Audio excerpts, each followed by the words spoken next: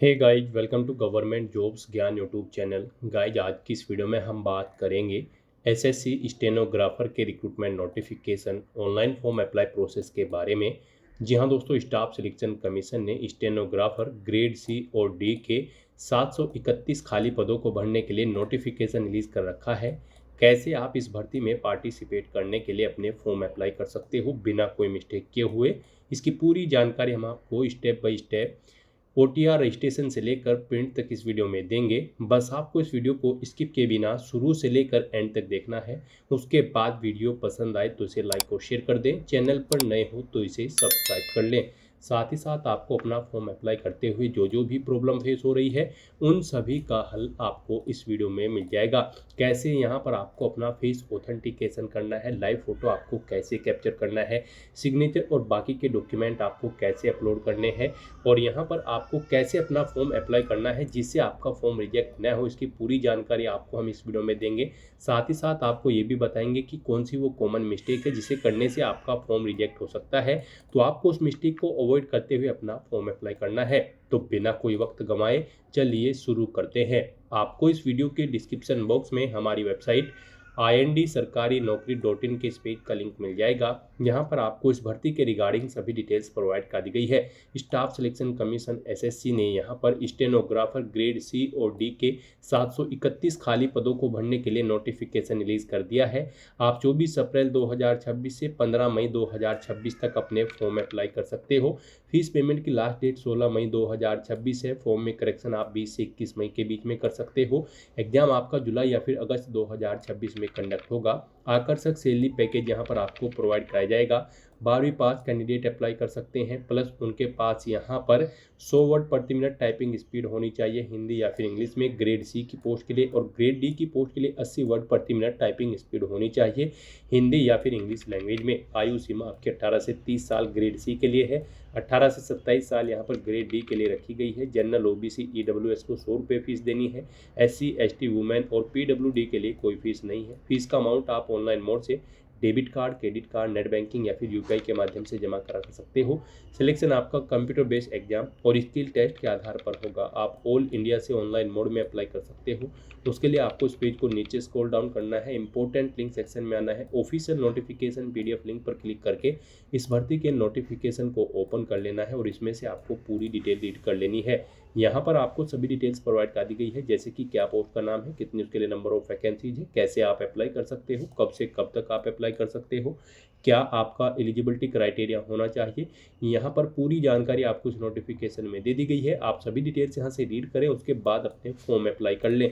Form apply करने के लिए भी आपको हमारी वेबसाइट के इसी पेज पर ही अप्लाई ऑनलाइन का लिंक दिया गया है। जैसे ही आप इस लिंक पर क्लिक करेंगे आपके सामने एसएससी का ये पोर्टल ओपन होगा। गाइस, यहाँ पर आने के बाद आपको इस वेबसाइट के टॉप पर ही लॉगिन और रजिस्टर की ये टैब दी गई है, आपको इस पर क्लिक करना है। उसके बाद आपके सामने ये पॉपअप शो होगा। यहाँ पर अगर आपने पहले से रजिस्ट्रेशन कर रखा है और अपनी आधार इनेबल प्रोसेस कंप्लीट कर रखी है तो यहाँ पर बस अब आपको अपना रजिस्ट्रेशन नंबर एंटर करना है, अपना पासवर्ड आपको एंटर करना है, ये कैप्चा कोड आपको यहाँ पर एंटर करना है और लॉगिन की इस टैब पर क्लिक करते हुए आपको अपने डैशबोर्ड में लॉगिन कर लेना है और वहां से अपना फॉर्म अप्लाई करना है। गाइज, हम आपको बता दें यहाँ पर एसएससी ने आधार इनेबल प्रोसेस कर दिया है। जी हाँ दोस्तों, यहाँ पर अब आपको अपना आधार वेरीफाई करना मस्ट है। बिना उसके यहाँ पर अब आप एसएससी की किसी भी भर्ती के लिए फॉर्म अप्लाई नहीं कर पाओगे। तो अगर आपने अपनी आधार प्रोसेस कंप्लीट कर रखी है तो आप लॉगिन करके फॉर्म अप्लाई कर सकते हो। और अगर आप एसएससी की किसी भी भर्ती के लिए फर्स्ट टाइम अप्लाई करने जा रहे हो या फिर आप नए सिरे से रजिस्ट्रेशन करना चाहते हो तो यहाँ पर आपको न्यू यूजर रजिस्टर नाउ का ये लिंक दिया गया है। आपको रजिस्टर नाउ के इस लिंक पर क्लिक करना है। उसके बाद आपके सामने यहाँ पर रजिस्ट्रेशन का प्रोसेस स्टार्ट हो जाएगा। यहाँ से आप अपना एसएससी की वेबसाइट पर वन टाइम रजिस्ट्रेशन कर सकते हो। यहाँ पर आने के बाद हम आपको बता दें, आपको 4 स्टेप कंप्लीट करने हैं, आपका ओटीआर कंप्लीट हो जाएगा। सबसे पहले यहाँ पर आपको अपनी पर्सनल डिटेल देनी है, फिर आपको अपना पासवर्ड यहाँ पर क्रिएट करना है, अपनी एडिशनल डिटेल देनी है, उसमें आपको अपनी नेशनलिटी, एड्रेस और एजुकेशनल क्वालिफिकेशन की डिटेल डिटेल देनी होगी। फिर यहाँ पर आपको अपनी डिटेल्स को डिक्लेयर करते हुए अपना रजिस्ट्रेशन कंप्लीट कर लेना है। तो इन 4 स्टेप्स को कंप्लीट करते हुए यहाँ पर आपको अपना OTR कंप्लीट करना है।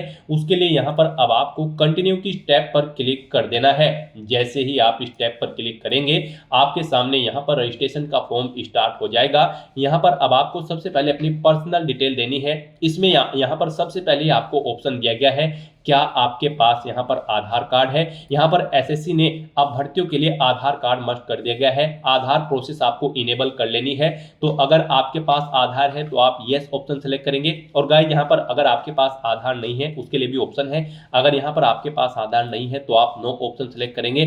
फिर यहाँ पर आपको अपने कुछ डॉक्यूमेंट्स अपलोड करने होंगे, जैसे कि यहाँ पर आपको अपना नेम प्रूफ डॉक्यूमेंट अपलोड करना होगा। उसमें आपको अपना Aadhaar card, voter ID card, PAN card, driving licence, government ID card या फिर गवर्नमेंट सर्विस आइडेंटिटी कार्ड आपको अपलोड करना होगा, या फिर आपका पेंशन डॉक्यूमेंट भी आप अपलोड कर सकते हैं। आप चूज फाइल बटन पर क्लिक करें, फाइल को सिलेक्ट करें और इनमें से कोई भी डॉक्यूमेंट आप अपना अपलोड कर दें। उसके बाद यहाँ पर आपको अपना date of birth proof certificate upload करना है। इसमें आपका बर्थ सर्टिफिकेट हो सकता है, स्कूल लिविंग सर्टिफिकेट हो सकता है, certificate of date of issued by gazetted officer या फिर आधार कार्ड यहाँ पर आपको अपलोड करना है। चूज फाइल के ऑप्शन पर क्लिक करते हुए उसके बाद यहाँ पर आपको अपना एड्रेस प्रूफ अपलोड करना होगा। यहाँ पर ये डॉक्यूमेंट आपको उन केस में अपलोड करने हैं अगर आपके पास आधार नहीं है।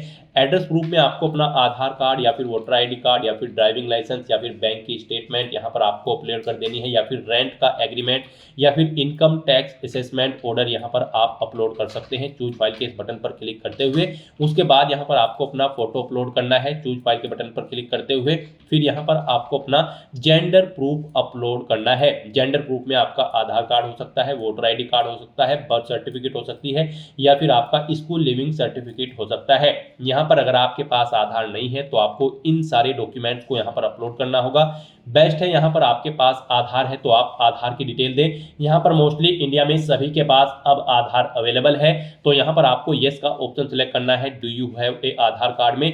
और उसके बाद यहाँ पर गाइड आपको अपना आधार नंबर यहाँ पर एंटर करना है। वही नंबर एक बार फिर से आपको एंटर करके उसे वेरीफाई कर लेना है। फिर यहाँ पर आपको अपने आधार को प्रमाणित करने के लिए डिटेल्स यहाँ पर रीड कर लेनी है। हिंदी में अगर आप इसे रीड करना चाहते हैं तो स्विच टू हिंदी के ऑप्शन पर क्लिक करें और हिंदी में आप इसे रीड कर लें। और अगर आप सुनना चाहते हैं तो यहाँ पर आपको स्पीकर के इस ऑप्शन पर क्लिक करना है और इस डिटेल को सुन लेना है। और उसके बाद गाइड यहाँ पर आपको इस चेकबॉक्स को ओके करना है और फिर यहाँ पर आपको सेंड OTP के इस ऑप्शन पर क्लिक कर देना है। फिर आपके रजिस्टर्ड मोबाइल नंबर पर जिससे आपका आधार लिंक है उस पर एक OTP आएगा, वो OTP आपको यहाँ पर एंटर करना है। और फिर गाइज आपको वेरीफाई OTP के ऑप्शन पर क्लिक करके अपना आधार वेरीफाई कर लेना है। फिर आपके सामने यहाँ पर शो हो जाएगा आपका आधार सक्सेसफुली वेरीफाइड हो चुका है। ग्रीन कलर में आपको वेरीफाइड का ऑप्शन यहाँ पर मिल जाएगा। उसके बाद गाइस यहाँ पर आपको अपना नाम एंटर करना है अपनी 10वीं की मार्कशीट के अकॉर्डिंग। फिर आपको वही नाम एक बार फिर से एंटर करके वेरीफाई कर लेना है।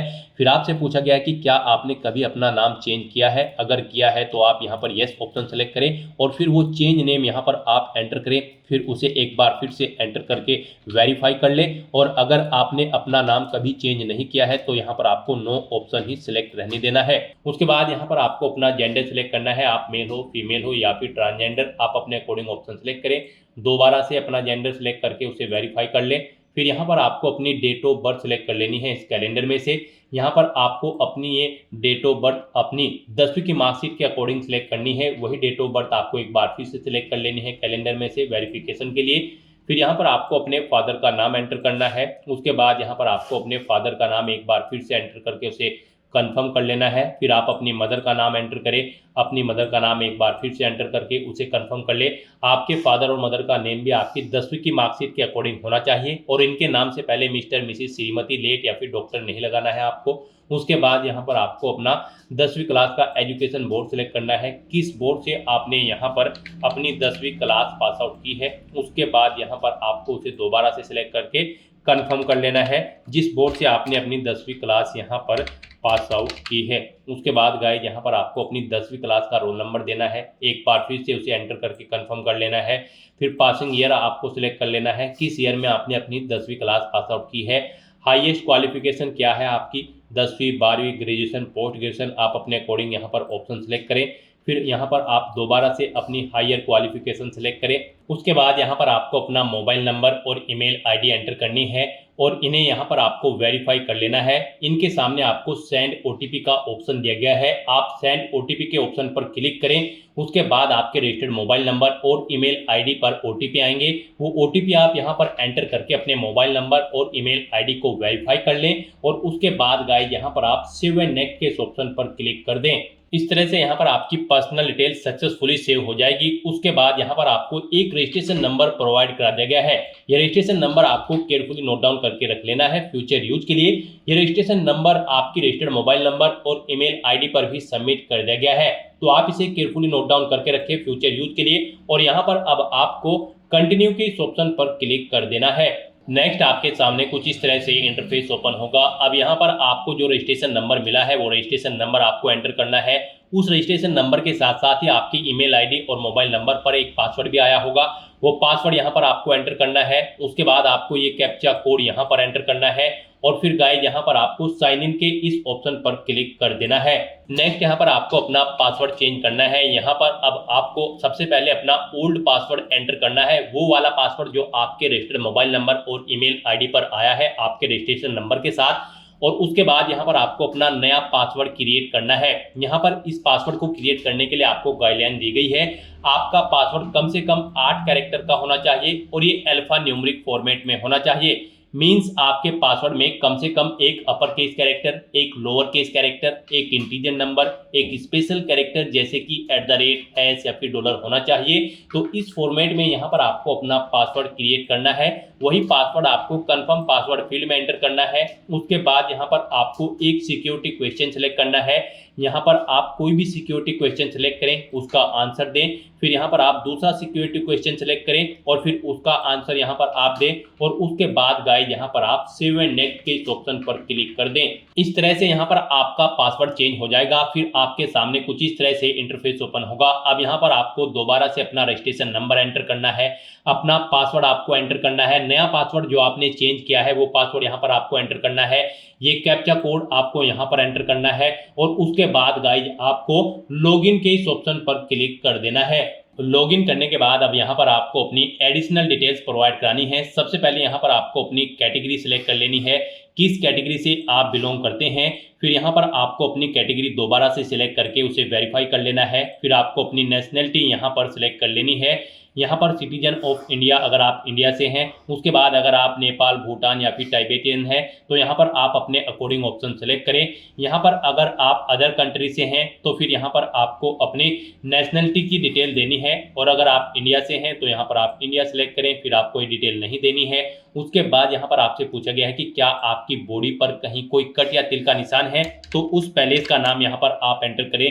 नहीं है तो यहाँ पर आप नो मार्क एंटर कर दें। उसके बाद आपसे पूछा गया है कि क्या आप PWBD कैंडिडेट हैं, अगर हैं तो यहाँ पर आप यस ऑप्शन सेलेक्ट करें और फिर अपनी डिसेबिलिटी का टाइप सेलेक्ट करें और फिर यहाँ पर आपको अपना डिसेबिलिटी सर्टिफिकेट नंबर देना होगा अगर आप PWBD कैंडिडेट हैं। और अगर नहीं है तो यहाँ पर आप नो ऑप्शन सेलेक्ट करें, आगे की डिटेल आपको डिसेबल कर दी जाएगी। उसके बाद यहाँ पर आपको अपना परमानेंट एड्रेस एंटर करना है। फिर यहाँ पर आपको अपना परजेंट एड्रेस एंटर करना है और अगर आपका परजेंट एड्रेस आपके परमानेंट एड्रेस के अकॉर्डिंग सेम है तो यहाँ पर आप यस के इस ऑप्शन पर क्लिक करेंगे, ऑटोमेटिकली आपका परजेंट एड्रेस आपके परमानेंट एड्रेस के अकॉर्डिंग फिल हो जाएगा। उसके बाद यहाँ पर गाइस आपको सेव एंड नेक्स्ट के इस ऑप्शन पर क्लिक कर देना है। आपकी एडिशनल डिटेल सक्सेसफुली सेव करने के बाद आपको डिक्लेरेशन सेक्शन में रिडायरेक्ट कर दिया जाएगा। यहाँ पर आने के बाद आप अपने रजिस्ट्रेशन फॉर्म का प्रीव्यू भी चेकआउट कर सकते हो। आप प्रीव्यू OTR के ऑप्शन पर क्लिक करें और अपने रजिस्ट्रेशन फॉर्म का प्रीव्यू चेकआउट कर लें और उसका प्रिंट आउट भी आप ले सकते हो। और फिर यहाँ पर अब गाइज आपको आई एग्री के चेकबॉक्स को ओके करना है और उसके बाद आपको डिक्लेयर के ऑप्शन पर क्लिक कर देना है। इस तरह से यहाँ पर आपका SSC one time registration successfully complete हो चुका है। आपको आपके डैशबोर्ड में डायरेक्ट कर दिया गया है। फिर यहाँ पर आपको अपने डैशबोर्ड में लाइव एग्जामिनेशन की स्टेप पर क्लिक करना है। फिर यहाँ पर करंट में SSC की जितनी भी भर्तियां चल रही होंगी उनकी लिस्ट आपको शो कर दी जाएगी। SSC स्टेनोग्राफर की पोस्ट पर अप्लाई करने के लिए आपको stenographer grade C and D examination 2026 के सेक्शन में आना है और यहाँ पर इस भर्ती पर अप्लाई करने के लिए अप्लाई के स्टेप पर अब आपको क्लिक करना है।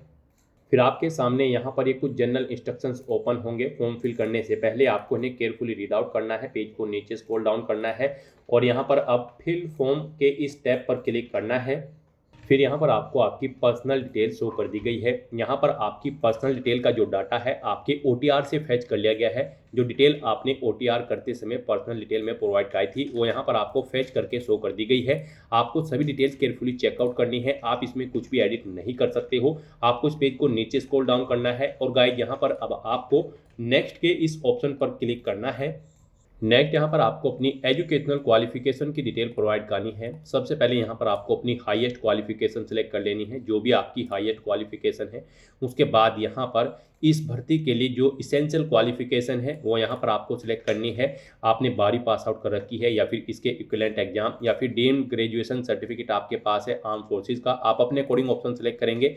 गाइस यहाँ पर SSC स्टेनोग्राफर की इस भर्ती में पार्टिसिपेट करने के लिए आपका 12वीं क्लास पास आउट होना जरूरी है किसी वेल रिकॉग्नाइज्ड बोर्ड से। प्लस यहाँ पर स्टेनोग्राफर ग्रेड C की पोस्ट पर अप्लाई करने के लिए 100 वर्ड प्रति मिनट टाइपिंग स्पीड होनी चाहिए आपकी हिंदी इंग्लिश में, और स्टेनोग्राफर ग्रेड D की पोस्ट पर अप्लाई करने के लिए आपकी 80 वर्ड प्रति मिनट टाइपिंग स्पीड होनी चाहिए हिंदी या फिर इंग्लिश में। तो यहाँ पर अब आपको अपनी एजुकेशनल क्वालिफिकेशन की डिटेल देनी है। तो यहाँ पर भी आपको अपनी इसेंशियल क्वालिफिकेशन सेलेक्ट कर लेनी है जो आपके पास है। उसके बाद यहाँ पर आपको उसका स्टेटस सेलेक्ट करना है अपनी इसेंशियल क्वालिफिकेशन का। आपने यहाँ पर ये पास आउट कर ली है या फिर आप फाइनल ईयर में एप्टेड हो। फाइनल ईयर एप्टेड कैंडिडेट भी एलिजिबल हैं, अप्लाई कर सकते हैं। आप अपने अकॉर्डिंग स्टेटस सेलेक्ट करेंगे, पासिंग ईयर आप सेलेक्ट करेंगे कब आपने पास आउट की है। उसके बाद गाइड यहाँ पर आपको ये स्टेट सेलेक्ट करना है किस स्टेट से आपने इसे पास आउट किया है। उसके बाद यहाँ पर आपको उसका रोल नंबर एंटर कर देना है अपनी इसेंशियल क्वालिफिकेशन का, जैसे कि 12वीं या फिर सर्टिफिकेट जो भी आपके पास है उसका रोल नंबर यहाँ पर आपको एंटर करना है। फिर यहाँ पर आपके जो मार्क्स है वो परसेंटेज में है या फिर CGPA में है, जिसमें भी है वो यहाँ पर आप एंटर करेंगे। मान लीजिए परसेंटेज में है तो यहाँ पर आप अपनी परसेंटेज एंटर करेंगे। फिर CGPA का कॉलम डिसेबल कर दिया जाएगा, और अगर CGPA में है तो आप CGPA यहाँ पर एंटर करेंगे, फिर परसेंटेज का कॉलम आपका डिसेबल कर दिया जाएगा। इस तरह से यहाँ पर आपको अपनी ये एजुकेशनल क्वालिफिकेशन की डिटेल देनी है। और उसके बाद गाइड आपको फिर यहाँ पर सेव एंड नेक्स्ट के इस ऑप्शन पर क्लिक करना है। नेक्स्ट यहाँ पर आपको अपनी कुछ एडिशनल इन्फॉर्मेशन की डिटेल प्रोवाइड करनी है। यहाँ पर आपसे पूछा गया है कि क्या आप EX सर्विसमैन हैं या फिर आर्म फोर्सेज में आप सर्विस कर रहे हैं। अगर हैं तो आप यस करेंगे और फिर यहाँ पर ज्वाइनिंग डेट देंगे आर्म फोर्सेज में कब आपने ज्वाइन किया था। डिस्चार्ज डेट यहाँ पर आप देंगे कब छोड़ी है जॉब। यहाँ पर इनके अकॉर्डिंग आपकी सर्विस की लेंथ कैलकुलेट करके यहाँ पर आपको शो कर दी जाएगी। इस तरह से यहाँ पर आपको अपनी सर्विस की डिटेल देनी होगी। और अगर आप ये एक सर्विसमैन नहीं है या फिर आर्म फोर्सेज में आप कार्यरत नहीं है तो आप यहाँ पर नो ऑप्शन सेलेक्ट कर लेंगे। उसके बाद आपसे पूछा गया कि क्या आप एज में रिलैक्सेशन चाहते हैं। अगर चाहते हैं तो यस करें, अपना एज रिलैक्सेशन कोड आप यहाँ पर सेलेक्ट करें, और नहीं चाहते हैं तो आप सिंपली नो ऑप्शन सेलेक्ट कर लेंगे। फिर यहाँ पर आपसे पूछा गया है आपकी जो पर्सनल इंफॉर्मेशन है क्या यहाँ पर इसे एक्सेस कर सकता है SSC।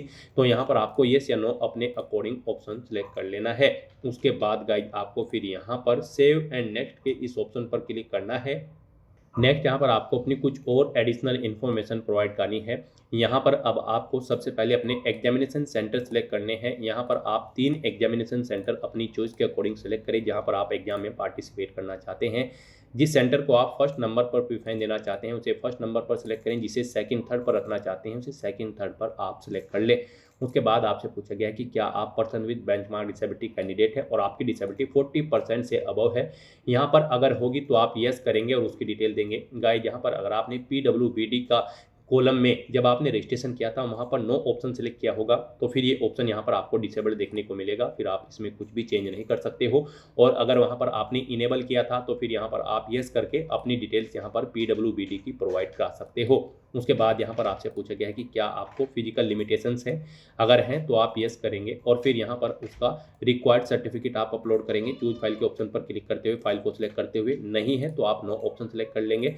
फिर यहाँ पर आपको कुछ चीज़ें डिसेबल्ड मिलेंगे, कुछ ऑप्शंस जो आपने रजिस्ट्रेशन टाइम पे नो ऑप्शन सेलेक्ट किए थे वो यहाँ पर आपको डिसेबल्ड मिलेंगे। उसके बाद यहाँ पर आपको बताना है आपका जो कंप्यूटर बेस्ड एग्जाम है और स्किल टेस्ट है वो आप किस लैंग्वेज में चाहते हैं, इंग्लिश या फिर हिंदी में। यहाँ पर स्टेनो स्टेनोग्राफर की पोस्ट पर आपके 2 एग्जाम कंडक्ट होंगे, एक कंप्यूटर बेस्ड एग्जाम होगा और उसके बाद एक स्किल टेस्ट होगा। तो आप इसे किस लैंग्वेज में देना चाहते हैं वो लैंग्वेज आप सेलेक्ट कर लें, उसे एक बार फिर से सिलेक्ट करके वेरीफाई कर लें। फिर यहाँ पर आपको पोस्ट सेलेक्ट करनी है, आप स्टेनोग्राफर ग्रेड सी की पोस्ट के लिए अप्लाई करना चाहते हैं या फिर डी की, या फिर आप दोनों के लिए अप्लाई करना चाहते हैं। आप अपने अकॉर्डिंग ऑप्शन सेलेक्ट कर लें, उसे एक बार फिर से सिलेक्ट करके यहाँ पर वेरीफाई कर लें। इस तरह से अपनी एडिशनल इन्फॉर्मेशन प्रोवाइड करने के बाद गाइज फिर आपको यहाँ पर सेव एंड नेक्स्ट के इस ऑप्शन पर क्लिक करना है। नेक्स्ट यहाँ पर आपको अपना फेस ऑथेंटिकेशन करना है, अपना लाइव फोटो आपको कैप्चर करना है और अपने सिग्नेचर यहाँ पर आपको अपलोड कर देने हैं। इस सेक्शन को कंप्लीट करने के लिए आपको अपना मोबाइल फ़ोन यूज़ करना होगा। आप अपने गूगल प्ले स्टोर पर जाएं मोबाइल फ़ोन पर और फिर वहां पर आप माई एसएससी का ऐप डाउनलोड कर लें और उसे फिर आप इंस्टॉल कर लें। उसे इंस्टॉल करने के बाद गाइज आपको यहां पर अपनी एक और ऐप इंस्टॉल करनी होगी अपने मोबाइल फ़ोन पर ही। जी हाँ दोस्तों, आपको अपने मोबाइल फ़ोन के गूगल प्ले स्टोर में आधार फेस आरडी का ये ऐप भी इंस्टॉल कर लेना है। डाउनलोड करने के बाद अपने मोबाइल फ़ोन में माई एसएससी ऐप इंस्टॉल करने के बाद फिर आपको उसे ओपन करना है। उसके बाद आपके सामने यहाँ पर कुछ इस तरह से इंटरफेस ओपन होगा। यहाँ पर आने के बाद गाइज आपको लॉगिन/रजिस्टर की इस टैब पर क्लिक कर देना है। उसके बाद आपके सामने यहाँ पर लॉगिन का पॉपअप ओपन हो जाएगा। अब यहाँ पर आने के बाद आपको अपना यूजर नेम एंटर करना है और उसके बाद आपको अपना पासवर्ड एंटर करना है। आपको ये यूजर नेम और पासवर्ड वही एंटर करना है जो आपने एसएससी की वेबसाइट पर 1 टाइम रजिस्ट्रेशन करते हुए क्रिएट किया था। उसके बाद आपको ये कैप्चा कोड यहाँ पर एंटर करना है और फिर गाइज आपको लॉगिन की इस टैब पर क्लिक करते हुए अपने डैशबोर्ड में लॉगिन कर लेना है। फिर यहाँ पर आपका डैशबोर्ड आपके सामने शो हो जाएगा। यहाँ पर आने के बाद अब आपको डैशबोर्ड के इस ऑप्शन पर क्लिक करना है। यहाँ पर आने के बाद में आपको माई एप्लीकेशन की इस टैब पर क्लिक करना है। फिर यहाँ पर आपके सामने जो भी करंट में वैकेंसी चल रही है उनकी लिस्ट शो कर दी जाएगी। आप यहाँ पर एसएससी की जिस भी भर्ती के लिए अप्लाई करना चाहते हैं उसी भर्ती के लिए आपको कंटिन्यू की टैब पर क्लिक करना होगा। यहाँ पर आपको आपकी पर्सनल डिटेल शो कर दी जाएगी। इसी तरह से आपको एजुकेशनल डिटेल शो कर दी जाएगी। उसके बाद में एडिशनल इन्फॉर्मेशन शो कर दी जाएगी और उसके बाद में आधार ऑथेंटिकेशन वेरिफिकेशन की डिटेल शो की जाएगी। तो आपको सेव एंड नेक्स्ट की टैब पर क्लिक करते हुए step by step Aadhaar authentication verification के सेक्शन में आना होगा। यहाँ पर आने के बाद में आपको इस चेकबॉक्स को ओके करना होगा और यहाँ पर आधार फेस ऑथेंटिकेशन की टैब पर क्लिक करना होगा। आधार फेस ऑथेंटिकेशन की टैब पर क्लिक करने के बाद में आपको आधार फेस आरडी का एप्लीकेशन डाउनलोड करना है। अगर आपके मोबाइल में पहले से ही आधार फेस आरडी इंस्टॉल्ड है तो आपको डायरेक्टली अपना फेस ऑथेंटिकेट करना होगा। यहाँ पर आपको अपना फेस इस सर्कल में लाना होगा और अपनी आंखों को 2 बार ब्लिंक करना होगा तो आपका फोटो यहाँ पर ऑथेंटिकेट हो जाएगा। उसके बाद में आपको यहाँ पर सेव एंड नेक्स्ट की इस टैब पर क्लिक करना होगा। फिर यहाँ पर आपको अपना लाइव फोटो कैप्चर करना है और अपने सिग्नेचर अपलोड करने हैं। ये आप अपने मोबाइल फोन से भी कर सकते हैं या फिर आप अपने कंप्यूटर से भी इन्हें कंप्लीट कर सकते हैं। उसके लिए आपको सभी इंस्ट्रक्शंस यहाँ पर दिए गए हैं। जिस स्थान पर आप अपना फोटो कैप्चर करेंगे वहां पर प्रॉपर वे में लाइट होनी चाहिए और प्लेन बैकग्राउंड आपका होना चाहिए और आपकी आंखें कैमरे की तरफ होनी चाहिए। बिल्कुल सीधा आपको देखना है कैमरे की तरफ और यहाँ पर रेड कलर का जो रेक्टेंगल होगा उसमें पूरा फेस आपका कवर्ड होना चाहिए। फोटो कैप्चर करते समय आपको कोई भी कैप, मास्क या फिर सनग्लासेस नहीं पहनने हैं और यहाँ पर साथ ही साथ आपको ईयरफोन या फिर कोई अन्य डिवाइस भी अपने कानों में नहीं रखना है जब आप अपना लाइव फोटो यहाँ पर कैप्चर करेंगे। और उसके बाद में आपको कैप्चर लाइव फोटो की टैब पर क्लिक करते हुए अपना फोटो लाइव कैप्चर कर लेना होगा। लाइव फोटो कैप्चर करने के लिए आपको अपना फेस इस सर्कल के अंतर्गत लाना होगा। फोटो कैप्चर करने के लिए आपको अपना फेस इस तरह से लाना होगा जैसे कि आपका पासपोर्ट साइज फोटो होता है। फिर आपको इस ऑप्शन पर क्लिक करते हुए अपना फोटो कैप्चर कर लेना होगा। फिर यहाँ पर आपको अपने सिग्नेचर अपलोड करने होंगे। सिग्नेचर आपके 10 KB से 20 KB के बीच में होने चाहिए। JPEG या फिर JPG फॉर्मेट में आपके सिग्नेचर होने चाहिए। डायमेंशन उनकी 6.0 सेंटीमीटर उनकी विड्थ और 2.0 सेंटीमीटर उनकी हाइट होनी चाहिए। रेजुलेशन 300 DPI होना चाहिए। सिग्नेचर के लिए आपको गाइडलाइन भी दी गई है। आप यहाँ पर क्लिक हियर टू रीड के इस लिंक पर क्लिक करें और यहाँ पर आपके सामने ये PDF ओपन हो जाएगी। इसमें आप चेकआउट कर सकते हो कि किस तरह से आपके सिग्नेचर होने चाहिए।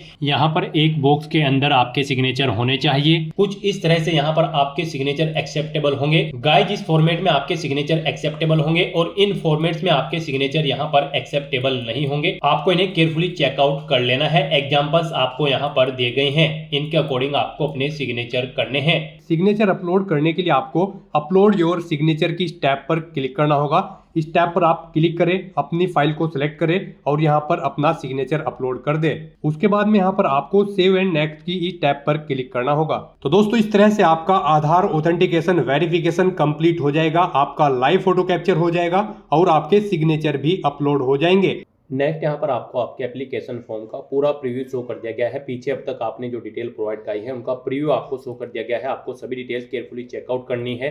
इस पेज को नीचे स्क्रॉल डाउन करना है। कहीं पर कोई मिस्टेक है तो आप गो बैक के ऑप्शन पर क्लिक करते हुए यहाँ पर एडिट कर सकते हो। और अगर सभी चीज़ें ओके हैं तो गाइज बस अब आपको सेव एंड नेक्स्ट के इस ऑप्शन पर क्लिक करना है। फिर आपके सामने डिक्लेरेशन का ये सेक्शन ओपन होगा। आपको इन डिटेल्स को रीड आउट कर लेना है। आई एग्री के इस चेकबॉक्स को ओके करना है। उसके बाद आपको ये कैप्चा कोड गाइज यहाँ पर एंटर करना है और फिर सबमिट के इस ऑप्शन पर क्लिक करना है। इस तरह से यहाँ पर आपका एप्लीकेशन फॉर्म सक्सेसफुली सबमिट हो चुका है। गाइज यहाँ पर अगर आप अनरिजर्व कैटेगरी से बिलोंग करते हैं तो पहले आपको 100 रुपये एप्लीकेशन फीस के रूप में जमा कराने होंगे। उसके बाद आपका फॉर्म सबमिट होगा। यहाँ पर अब आपको गाइज प्रिंट एप्लीकेशन के इस ऑप्शन पर क्लिक करते हुए अपने एप्लीकेशन फॉर्म का एक हार्ड कॉपी या फिर सॉफ्ट कॉपी प्रिंट आउट ले लेना है, फ्यूचर यूज के लिए, फ्यूचर रेफरेंस के लिए। यहाँ पर आपका फॉर्म तो सबमिट हो चुका है, लेकिन इसका कंटेंट वेरिफिकेशन अभी पेंडिंग है, जो कि एसएससी की तरफ से किया जाएगा और उसके बाद आपको आपके एप्लीकेशन फॉर्म का स्टेटस शो कर दिया जाएगा। तो दोस्तों ऐसे आप एसएससी स्टेनोग्राफर ग्रेड सी और डी की इस भर्ती के लिए अपने फॉर्म अप्लाई कर सकते हो बिना कोई मिस्टेक किए हुए। आज की इस वीडियो में बस इतना ही। आई होप ये वीडियो आपको पसंद आई होगी। अगर पसंद आई हो तो इसे लाइक और शेयर करें। चैनल पर नए हो तो इसे सब्सक्राइब कर लें। Thanks for watching.